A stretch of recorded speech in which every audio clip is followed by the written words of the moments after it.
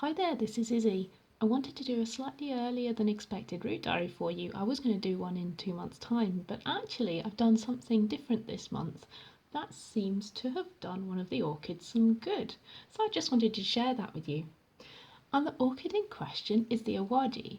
So last month I was quite worried that the older Neofinetias that I had with lots of dead dry leaf sheaths around the bases wouldn't actually manage to root or be any good. Those seem to be struggling. And the Awaji was a really good example of this. It had, 4+ leaf sheaths around the base. It had lost a lot of leaves since I got it. But I read on one of the Neofinetia Facebook groups about someone who said, oh, I soak off and remove the leaf sheaths around my plants when I do my repotting so that I can let the new roots grow out. So I did this with the Owaji. I soaked it for some time in water and then I very carefully peeled off every one of the old sheaths. And look at what I found. There's some root nubbins in there.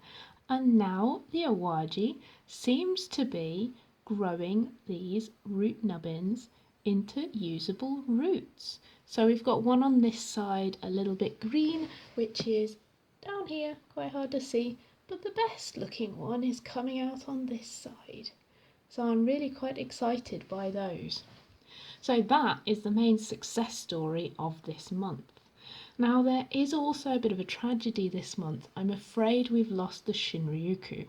Now this one was looking very poorly and I wasn't holding out much hope for it, and it has now sadly died.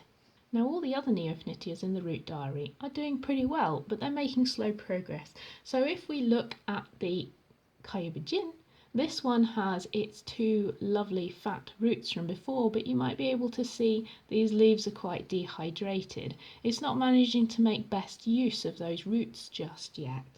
And we can start to see this with various others. So if I bring up the Shutenno, you will see that the roots actually, they're an interesting, very dark colour. They've not actually managed to make much progress since last month. And I'm seeing this across all of the orchids in the root diary.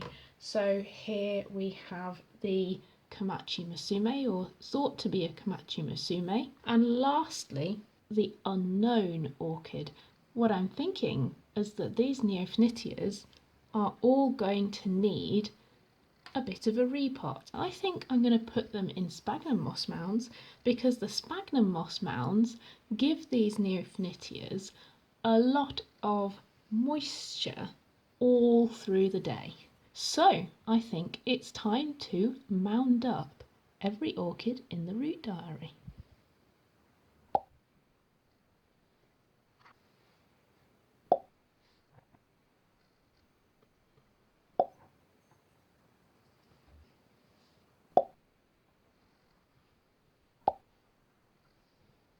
And there they all are, the newly mossed Neofinetias from the root diary. I'm so pleased with how removing the old sheaths went well on this Owaji this month, and I will definitely be using that trick in the future. These Neos have taught me a lot about how to resuscitate half-dead, dying Neofinitia fans, so I've certainly been really grateful for the challenge. But I think now they're doing really well. They've finally graduated to moss mounds. I'll be catching up with them in a little while, and I hope to catch up with you again soon. If you want to subscribe to the channel, just press subscribe down below. I bring out new videos roughly every week, and if you like this video, please give it a like. I hope to see you again soon. Bye!